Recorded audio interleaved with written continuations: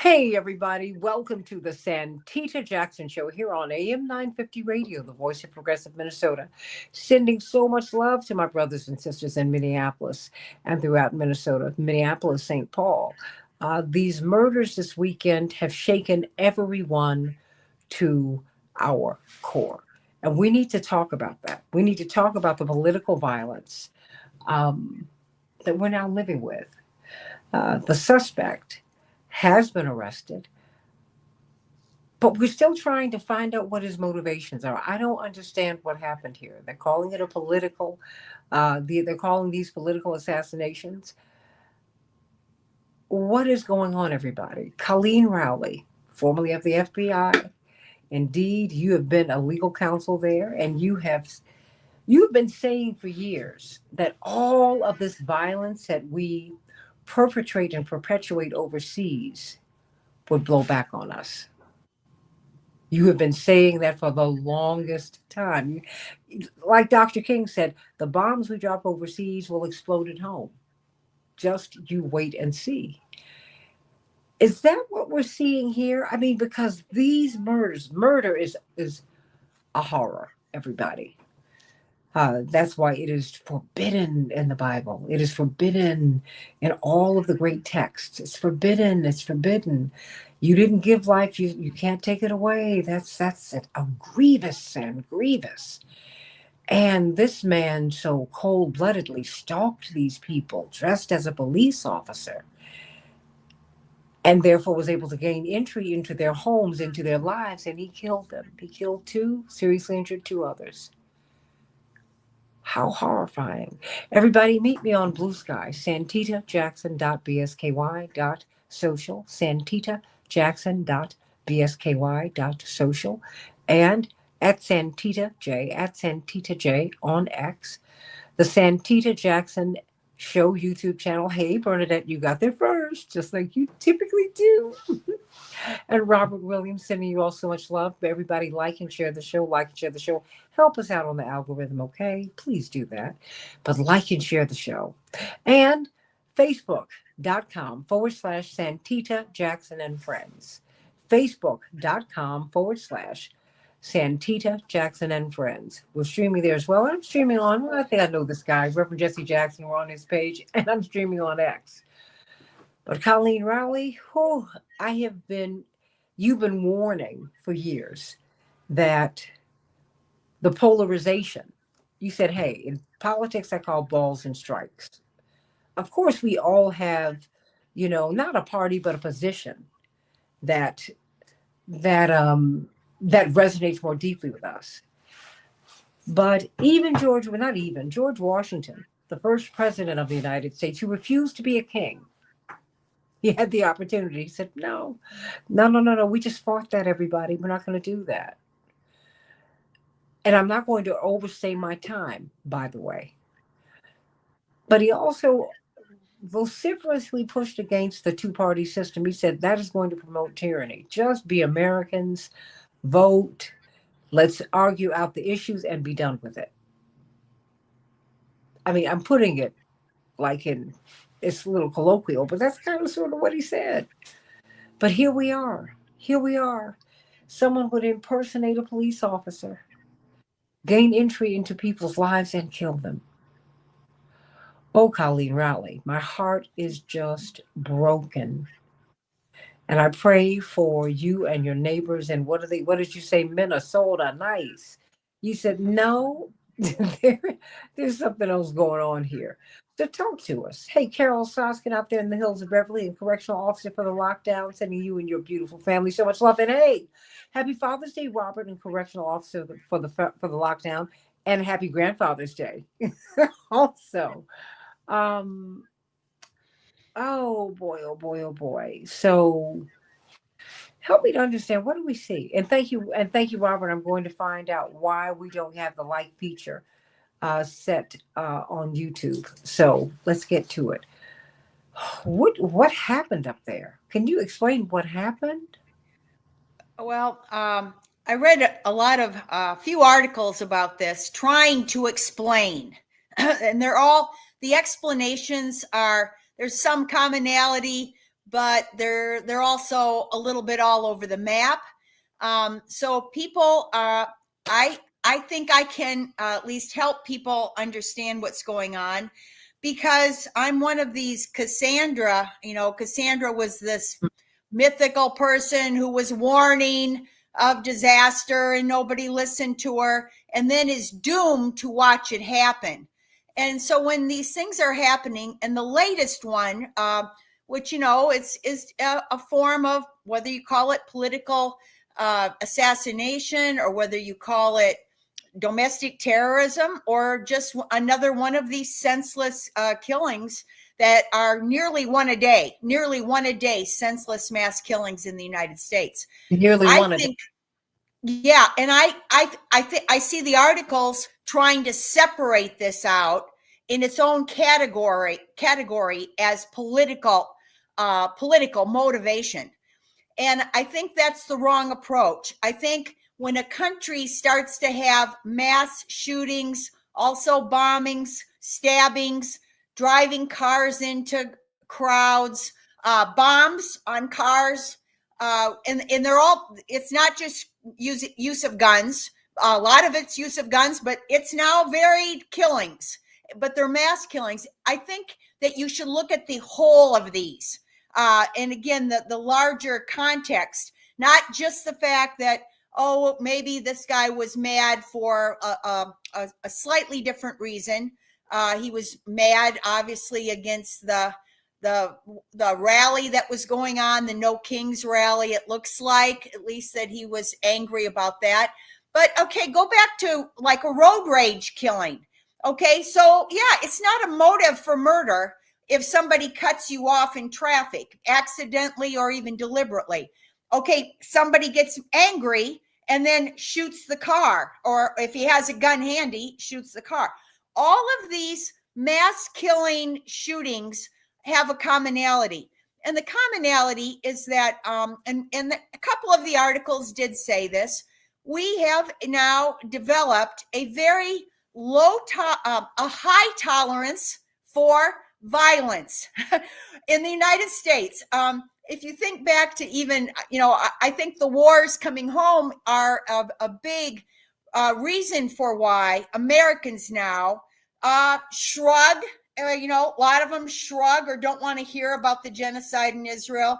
If you think back to Vietnam era, when people learned, now it took a year or two to learn about the My Lai massacre, and there were other massacres we never even learned about in Vietnam.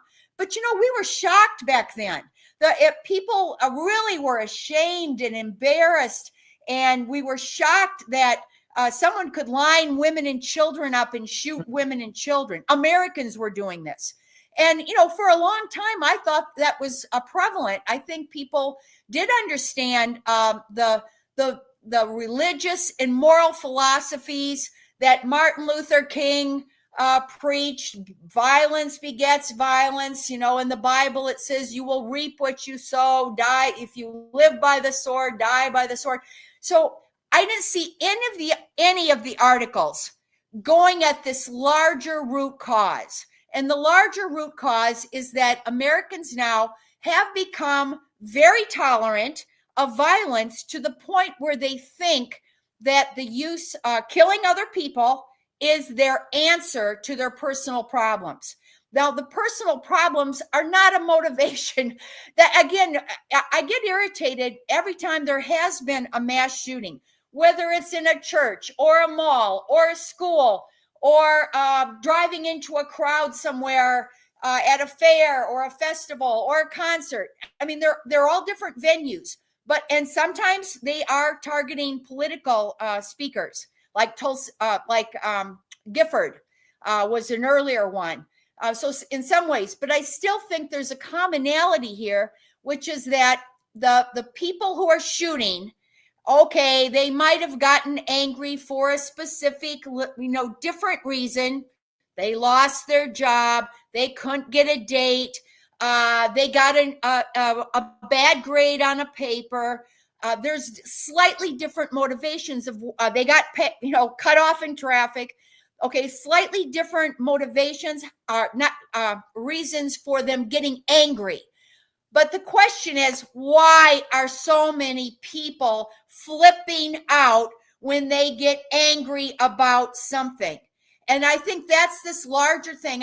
I've even tried to write about it to the as an op-ed to the New York Times, because it's the thing that's being missed here. And when you narrow down an issue, we learned this in law school.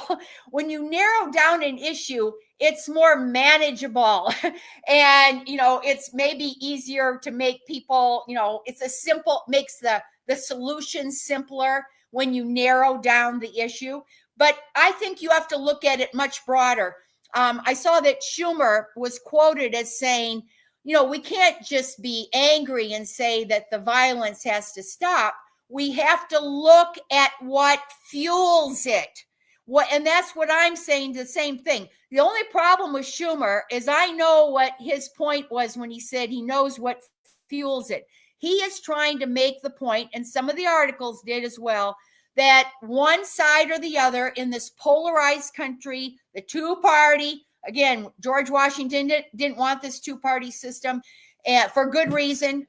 And now we have our country rather polarized, so that one side can say when Trump gets shot, and attempted to be assassinated 2 times, then the right side can say, oh, it's those terrible liberals that have resorted to violence to whatever their rationale. So they say that. The on the other side, the people that attended the No Kings rally and are opposing Trump, they're saying it's I think the Anti-Defamation League said it as well. They're saying it's all right-wing violence. Well, that's not exactly true either. There have been no. Well, it's not. It's not true. Think of the guy who went and shot the baseball game. He was a liberal. He had a liberal ideology, and he went and shot the Republicans playing base. Scalise was one that was really seriously shot and nearly died. At the Democratic Republican that they have. Yeah, and the guy, obviously the ones who were stalking and shooting Trump. So, I mean, it's not. This is really a dumb thing. All you're doing when you're blaming the opposite side for political violence, according to what the most recent one is, all you're doing is you're adding to the polarization. That's all that's doing. And these groups now, all different groups are there. I saw the science group. There's a group of science. They have some cause to be mad right now because the Trump administration is firing scientists. So they even had a rally, but at least they were smart enough to say that we shouldn't be encouraging this resort to violence as if it's a polarized issue of Republicans versus Democrats. I think that what we need to do is look at the root cause. And I've been warning about this. In fact, it's rather a no-brainer. When I wrote this op-ed, I said, even the CIA knows that when you start wars and you say we're going to kill foreigners, okay, Americans, don't worry. Don't worry, Americans. It's not going to be World War II. We're either going to use proxies or aerial bombing, and we will only kill Iraqis and Syrians and Ukrainians. And now, hopefully, cross your fingers, it's not a war on Iran and we're killing Iranians. But Israel already is more or less as our proxy. All these people. So the selling point of the perpetual war since 9/11 has been, don't worry, Americans, no boots on the ground. We will only be killing foreign people. And I've read one report that we've killed 5 million foreign people all over the world, including mostly civilians and women and children. And so, Americans like, okay, it's not an issue for me. Foreign policy, I don't care about foreign policy. It's not an issue. I've been trying to tell people, even from the time that Bush was pushing us into Iraq. And I talked to audiences and I said, people, don't you understand that this will blow back on us? it's not just going to be killing Iraqis. You realize that this is even before 9/11, or one was right after 9/11. So right around that time, the three top domestic terrorists in our country were Timothy McVeigh and Nichols, who killed 167 people by bombing the federal building in Oklahoma. The Flores was a guy. He was also a military Gulf War veteran, and he shot his professors, I think in Arizona, shot his professors. He got a bad grade or something. And then the other one was the DC sniper who shot and killed 17 people, hiding in a trunk with a hole in his trunk and just killing people. So all of those are terrifying, horrible examples of domestic terrorism. All three were committed by military veterans. And I said, this is one of the things that happens when you think that you're only going to be killing foreign people and starting a war. And, and now all these years later, I mean, literally 23 years later, you're watching it play out. The military veterans comprise a much higher disproportional share of mass killers. The proportion of military veterans, I can't recite it right now, but it's something like a few percent of people in the United States are military veterans. Mm-hmm. And yet, if you start looking, and it's pretty hard to do because a lot of times the papers won't even report it, that they were a military, a veteran. But if you actually do the research, you find that it's like, 5, 6, 7 times higher than their proportion in the population. And why is that? That's because of the moral injury, the fact that people become destabilized. Wow. We're going to get Colleen Rowley back in. I want to hear what your thoughts are, though. You tell me what your thinking is. I mean, is this blowback? Is this blowback when we watch this political violence? And it's political violence, it's violence in America. Indeed, Dr. King said 6 decades ago that it pained him to acknowledge that the greatest purveyor of violence in the world at that time was the United States of America. And sadly, Colleen Rowley, that's still the case. I missed. You're going to have to repeat a little bit. I think I got cut off for a second. You were cut off, and you were talking about the moral injury that prompts our veterans to go on these killing sprees. And I was saying that I look at Dr. King, and as he was articulating his opposition to the Vietnam War, which ultimately got him killed. And he knew it would. He knew it would. He knew that it would. And in fact, his friend, Reverend Dr. Wyatt T. Walker, walked up to him as he finished his speech at Riverside Church, Colleen Rowley, and he said, Martin, because they were very, very dear personal friends. In fact, Reverend Dr. Wyatt T. Walker had gone on to become this incredibly influential pastor, but these were all ministers. He was his chief of staff. And he said, Martin, you've just signed your death warrant, don't you? He said, yeah, I know. And that is the context in which he was murdered. And when I heard Matt Ho talk about moral injury, mm-hmm. I think of, I just think of, the Mother's Day for Peace. Originally, Elizabeth Ward Howe said that when you read her poem, she said, I will not teach my children to unlearn all of the Christian charity that I taught, that I'm not going to send them to war. I mean, Colleen Rowley. I mean, and I hope I'm in the spirit of what you're saying. They do. Pete Seeger has a song about, and he was, sent to World War II. He was drafted into World War II. And he has a song about the chance that they give in the military, which was the bayonet and kill them. When this is again when they're marching, and it's to overcome. They have to overcome the natural human reluctance to killing. I mean, as you know, there's no evil baby out there. We are born understanding that we shouldn't be killing other fellow human beings. And then, of course, it's fortified by religion and law and everything. So when you join the military, they have indoctrination to desensitize the people to killing the so-called enemy.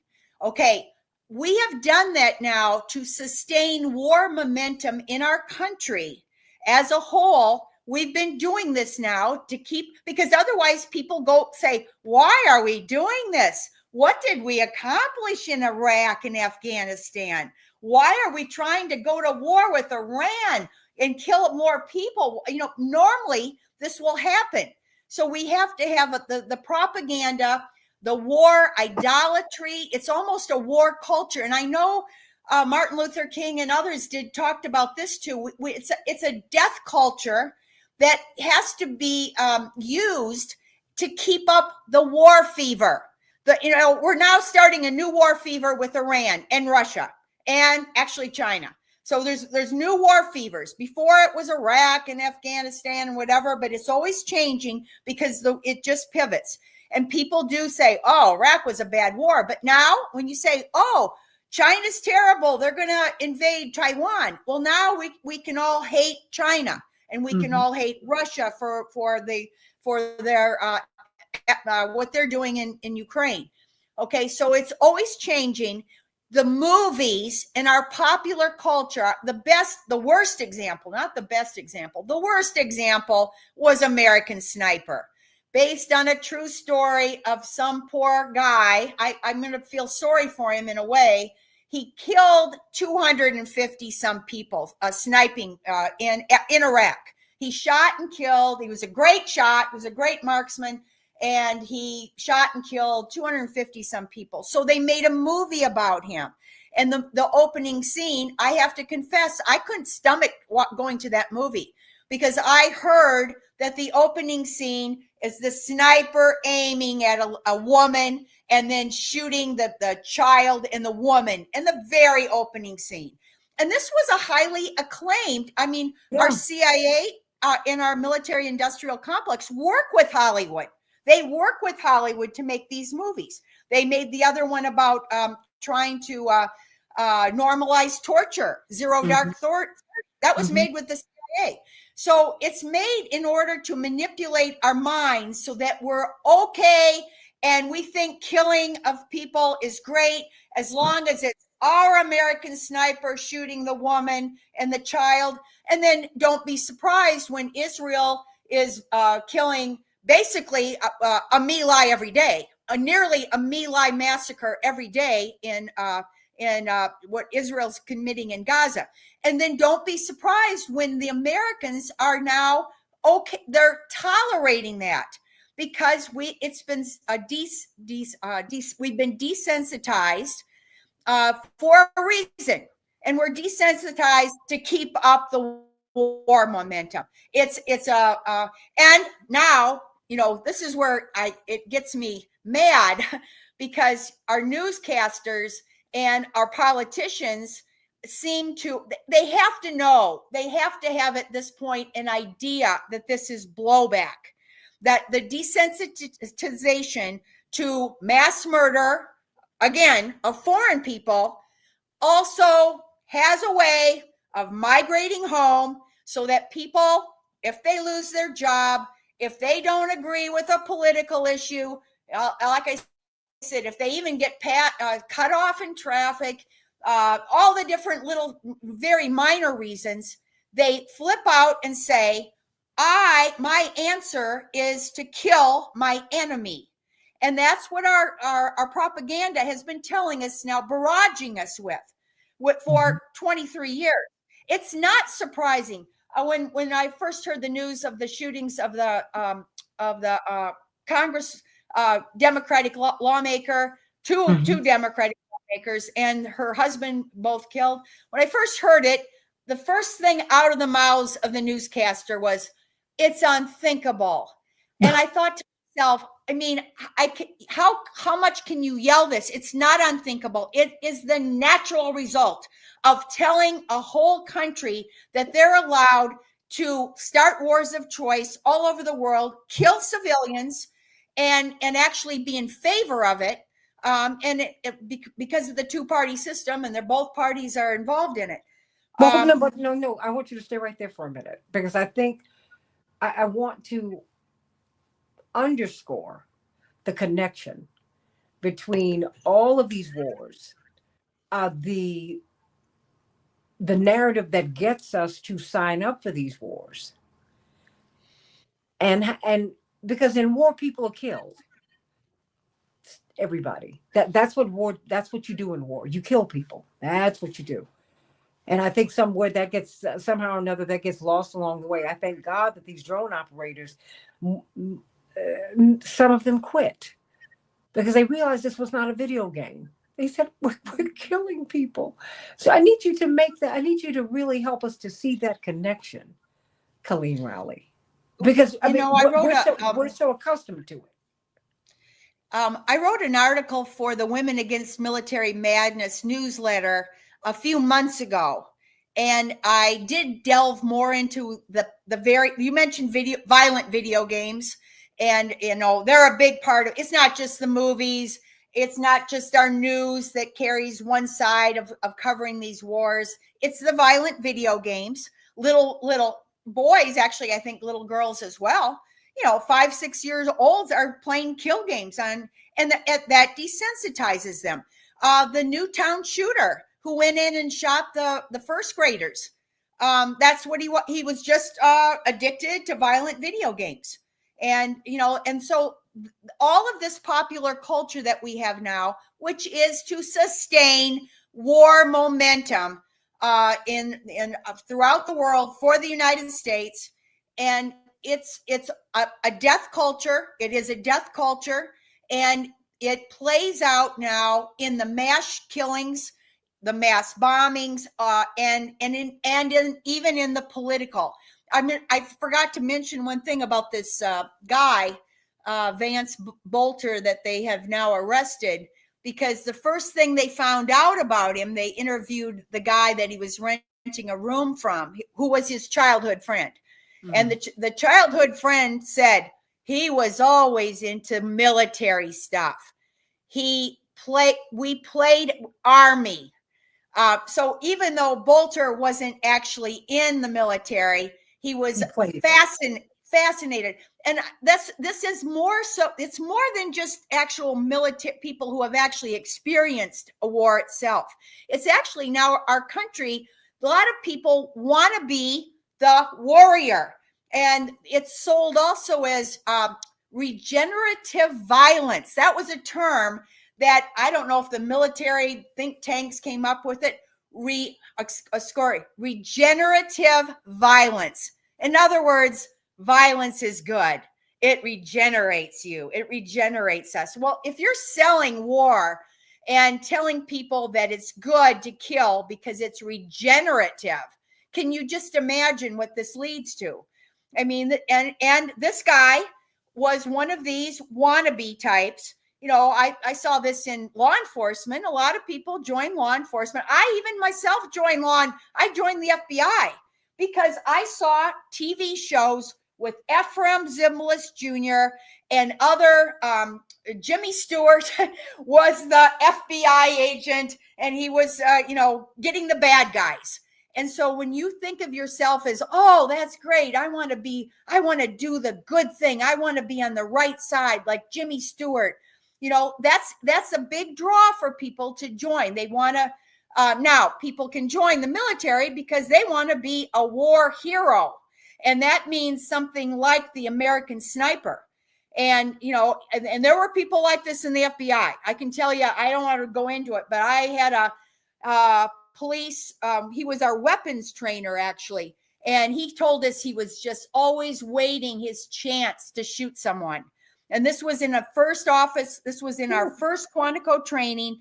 And later that guy got into other problems and got booted out after maybe, I think, a long career. but he was the firearms trainer. And he said, got close one time, and like a sniper, I got close one time and I was going to be able to take a shot, and something happened and I wasn't able to. So that kind of a fascination. And this guy Bolter he also pretended or had a fantasy that he ran security. That's why he had those cars that he could make look like a police car. So, but that isn't the whole story. It's not just that he's kind of a nutty guy who thinks he's military and thinks he's security or whatever. He actually worked in food service, and his dream or his fantasy was to be head of security or something. Because why? Because of all the war propaganda that is barraged at us, and the violent video games and everything else, and the warrior ethic that we are. It's hard. I think it's actually hard these days to make this point. When I made the point about the 3 main domestic terrorists at the time we were going to start the Iraq War being former military, and that there would be blowback from starting wars, I actually had some people who understood it. And now we'll see if any newspaper will even accept my op-ed, because I think it is so politically difficult. We're living in this country that has been at war for 24 years nonstop and killed millions of people all over the world. It's blowing back on us now, painfully, tragically, horribly blowing back with this one mass killing, nearly a mass killing a day. And now, yes, unfortunately, it's going into the political. Minnesota, we call ourselves Minnesota nice here. And you know what? We're not immune. It just happened here. And it can, if it can happen in Minnesota, it's going to happen everywhere around it already has happened everywhere in the country. And the only thing we can do is, there's a vote that's happening. I don't know when it'll happen, to vote to stop Trump from entering in to the war on Iran. Talk about all these things coming together.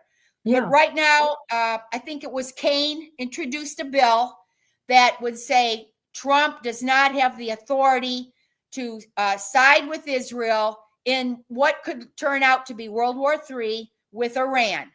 And we'll see what happens. I'm not optimistic. I'm not optimistic because people don't realize that there are costs to us. They only think that if it's hurting and killing other people, it's no big deal because it's not me. But it is blowing back, and there are plenty of other costs as well.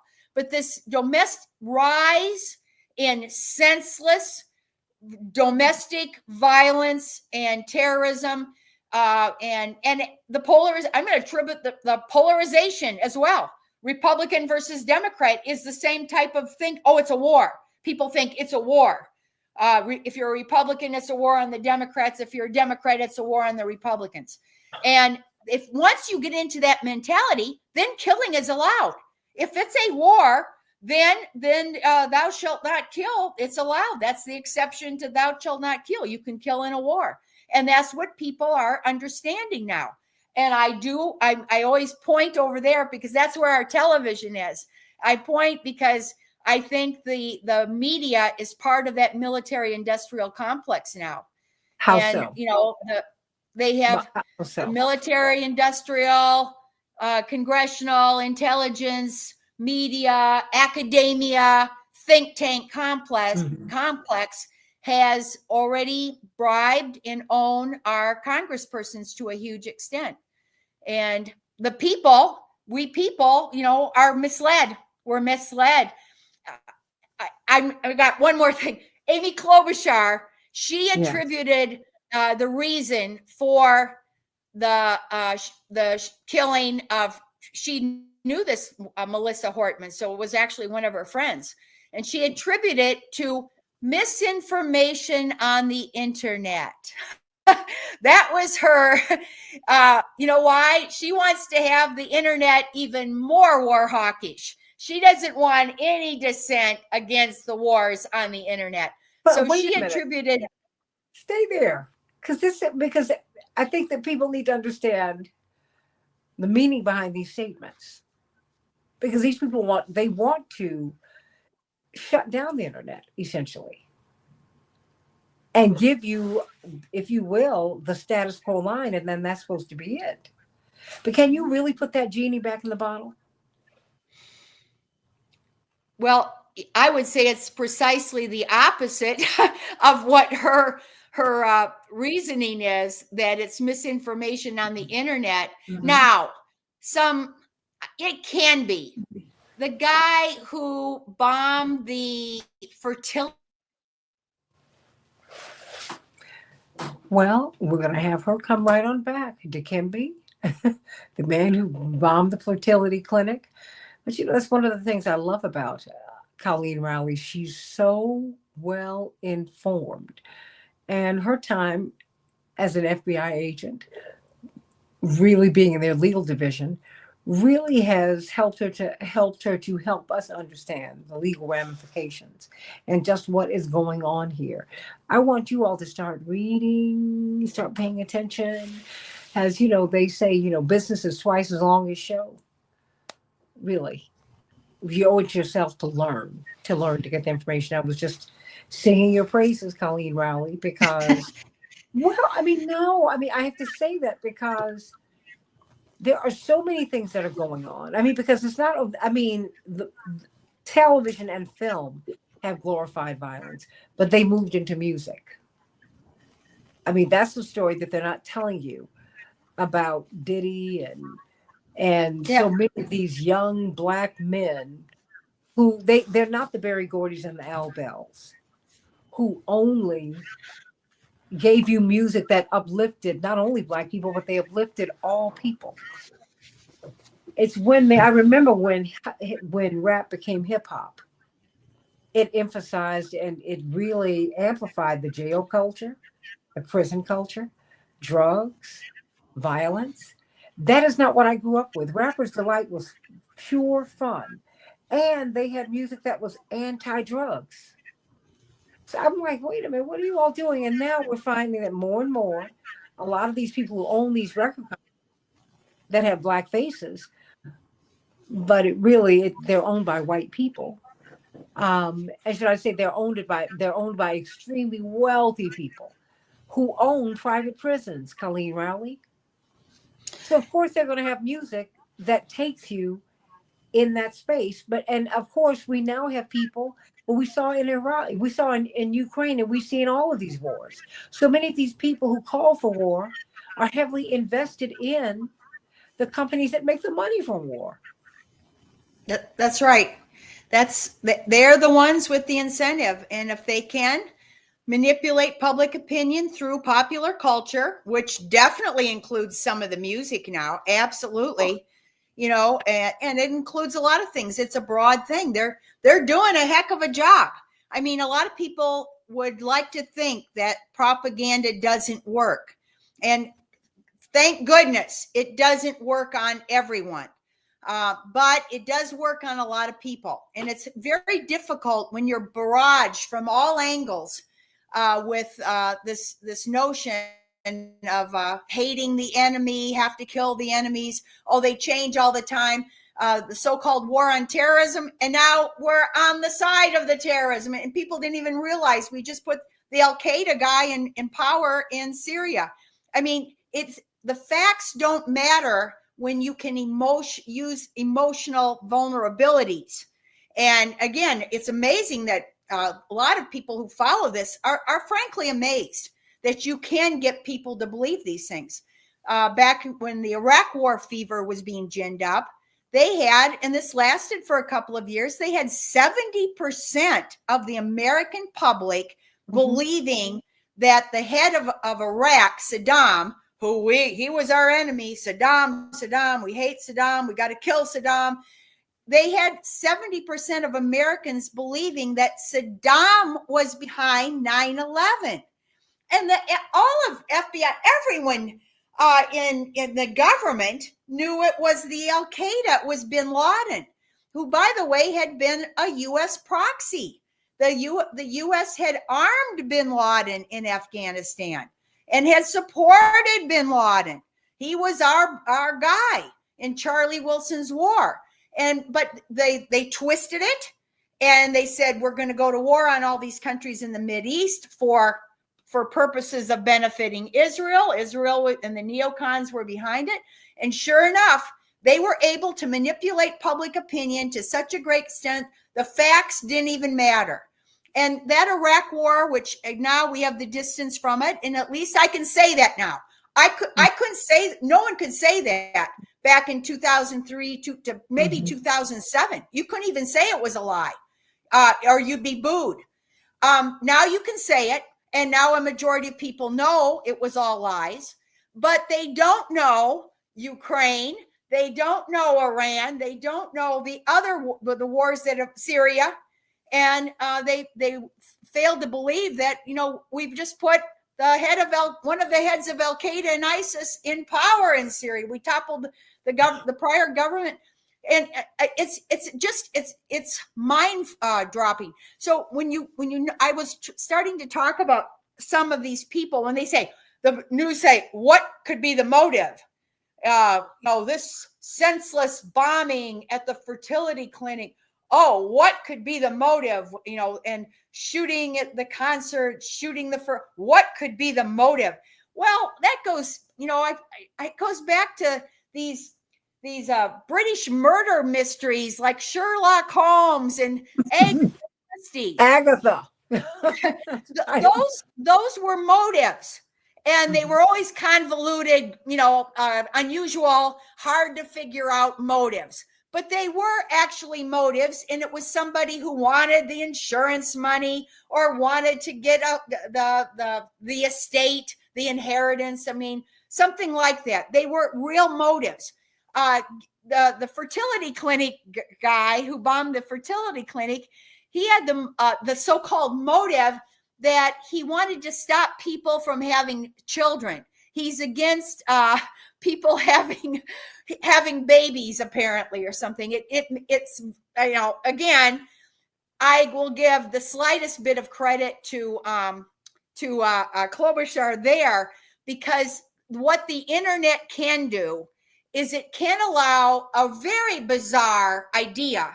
Something like, fertility clinics are bad and because we don't want people to have children. A really odd idea. Another really fairly odd idea I thought was odd at the time was these boys who couldn't get dates because they were awkward. Sometimes they had different kinds of mental autism and different things. And when they grew up, they got mad because they were unable to get dates with girls. And they on the internet, this is again, I hate to give any bit of credit to Klobuchar, but I'm gonna do that because they did allow, they called themselves incel, and the incels meant we were involuntarily celibate. We want to have dates, we want to have relationships with women and girls, but we're too awkward. And they did find groups of each other online, which they normally, and when they did, they reinforced each other's the justice in our cause. So when they get together, they can say, it does enforce their egos that we're the ones wronged. And it's not just me wronged. I'm not the only one who can't get a date. Look, there's a whole bunch of us. And so there must be some injustice in the situation. I will say, and guess what? Some of those incels have gone on to commit mass murder. They have. So that is the tiny bit of credit I would give to Klobuchar's theory that it's misinformation on the internet that is causing this epidemic of mass killing and political assassinations. And again, I'm lumping them together because I don't think they differ that much. This guy, who knows what his gripe was. He obviously had a gripe of some sort, but I don't think in some of the gripes where the guy that shot Gifford, what was his gripe? I mean, I think most of it didn't make much sense at all. it's just, but the notion of taking the law in your own hands, because our country does that. Our country doesn't follow international law. They don't go to the United Nations Security Council and say, can we start a war on Iraq? Can we start a war on Iran? No, they just unilaterally, they don't follow any law. And so this gives it sets a precedent, and maybe people don't even realize it, but in the back of their head, they see the heroes. Back in the day when we were committing a genocide against the Native Americans and the Indians, we had all those cowboy and Indians very similar. We had the shows showing the wagon train going out west, and all of a sudden some Indians would surround it, and then the hero would come in and shoot the Indians. We had a lot of movies like that. Well, we've realized how simplistic and stupid that was. Now, all these years later, we're able to recognize that this was just propaganda, but we haven't done so. We have not done so with the last 24 years, and we are paying the price. We are paying, it's one of the big costs of war. The blowback is a big cost of war. Suicidal, homicidal violence. None of the articles I've seen talk at all about this because it's politically incorrect. But what happened 24 years ago to change everything? Well, initially, the trauma, it's like anytime they have they pretext the new Pearl Harbor. So when you have a Pearl Harbor, it is very traumatizing. When you have the sinking of the Lusitania, the bombing of the Maine, 9/11, and of course October 7th for the Israelis. When something like this happens, it is extremely traumatizing. 70% of all people, maybe higher, proven over and over by social psychology. Social psychology has demonstrated we have group conformity, we have obedience to leaders, and maybe worst of all, when a group is told they are superior, that's the Zimbardo experiment. When they're told, even with their own friends, they will begin to abuse the lesser people because they have the justice, the nobility, the exceptionalism of their own group. And so these kinds of things are well known by social psychologists. By the way, where are they? They should be writing the op-eds. I guess they're dead. Ash Milgram and Zimbardo Zimbardo might still be alive. I'm not sure, but Ash and Milgram, I think, are deceased. But this was the explanation for what turns good people, otherwise good people, into monsters. And, these mass shooters, when they talk to, like, the childhood friend, he can't believe that his childhood friend that he's known forever. And in fact, after the Nazi Holocaust, the Germans say, how could this have happened? Otherwise good people, they love, even Hitler loved his dog and these are fine people, but they get into this state. First of all, the trauma is used. And the second ingredient here is a smooth talking propagandist who is able to deftly manipulate people through pressing their fear, hate, pride, huge one, group pride, and loyalty buttons. And when they can do that, that's what turned the otherwise good Germans into Nazis. I've read books about this. I've read firsthand accounts of people in Nazi Germany as it was happening who were very against it. And they were shocked at the first beatings they saw and Kristallnacht when they broke all the windows. They were so shocked they wanted to get out of Germany. But in this case, it was a guy studying to be a lawyer. And when he had to take his law exams, he had to go through Nazi training. And he said by the end of it, he was saying Heil Hitler and everything else. Because this is what human beings have a very difficult time staying principled when the group around you is and your leader, and the leader, this is Milgram, the leader tells you continue the experiment. So and whether it's Obama, the leader, telling you we got a surge in Afghanistan, we got to kill more Afghans, we'll win if we just kill more Afghans. That's what he said after getting the Nobel Peace Prize. He said, I'm not like Martin Luther King. I believe in war. And so all of mostly a lot of your liberal people that had voted for Obama, they went with it. They followed the Milgram experiment perfectly.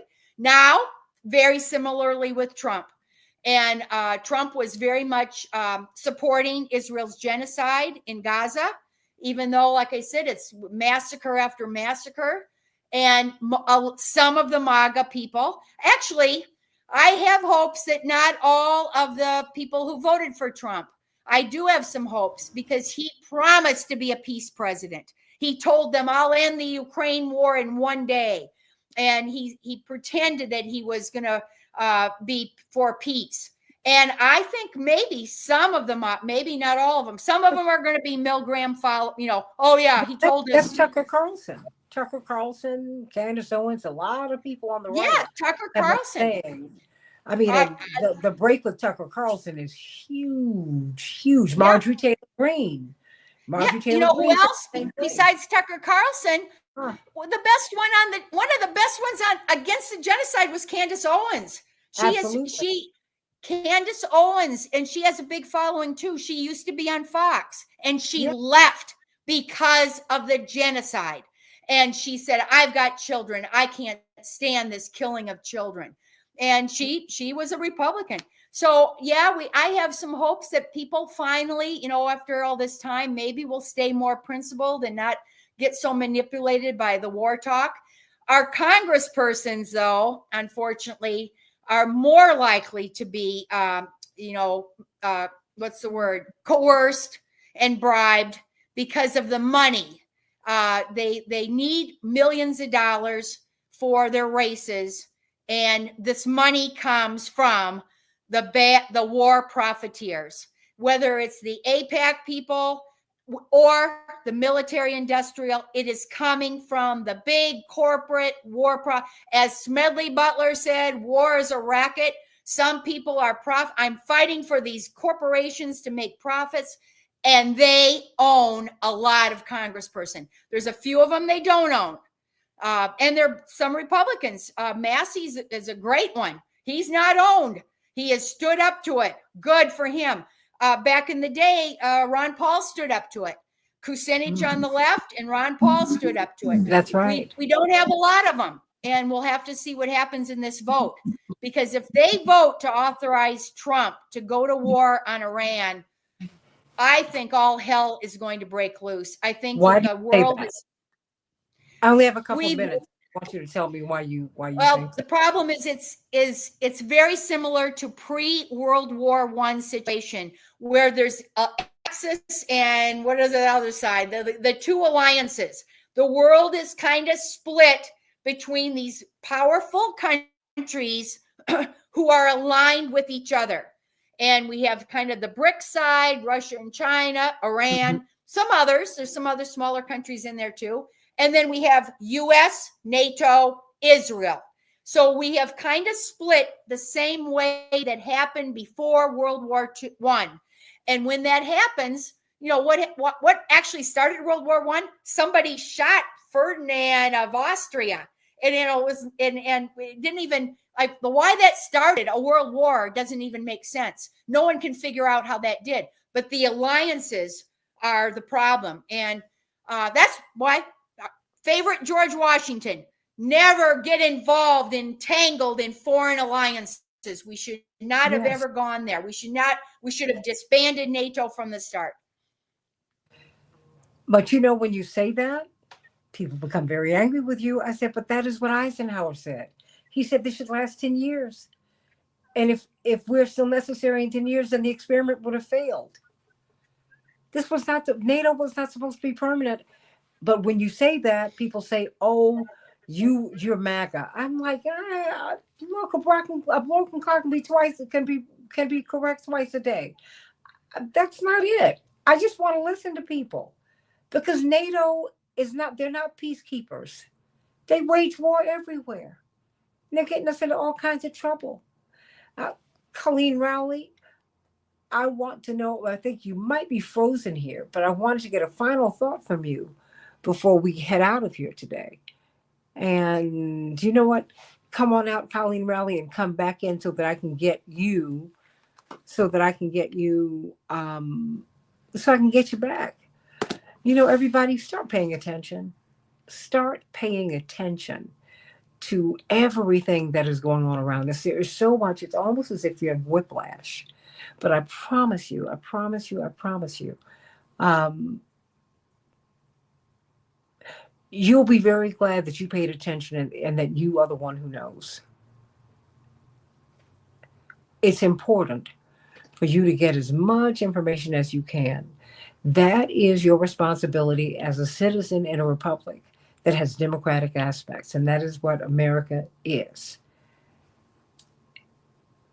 If we're going to have a monarchy, somebody else is going to run the place. But if we're going to have a republic that has some aspects that are democratic, we're the ones who have to be in charge here.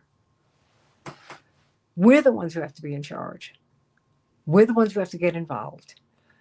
So think about that, everybody. And know that every action merits an equal and opposite reaction. That is a fundamental law of physics. If you hurt someone, you're going to get hurt. If you're good to someone, you're going to be treated well. Someone's going to be good to you. That is real. It's spiritual law, everybody. And we can't go around the world killing people, hurting people. And think and continue to believe that eventually we're not going to pay a terrifically high price for all of this. Think about that, everybody. Think about it. I'm sending you so much love. I'm so glad that you were with me today. I hope that all of the fathers, Robert and Andre, yes, whether you have children of your heart or children of your loins, I pray that that you had a wonderful, wonderful Father's Day. I had the opportunity to be with my dad and to spend time with him and just to hug him and kiss him. And that meant everything in the world to me. I love him so much. I love him so much. And I love all of you, everybody. I hope that you have a wonderful, wonderful evening. And I will see you hopefully tomorrow on the Santita Jackson Show. May God bless you, everybody. AM 950 Radio, the voice of progressive Minnesota. God bless.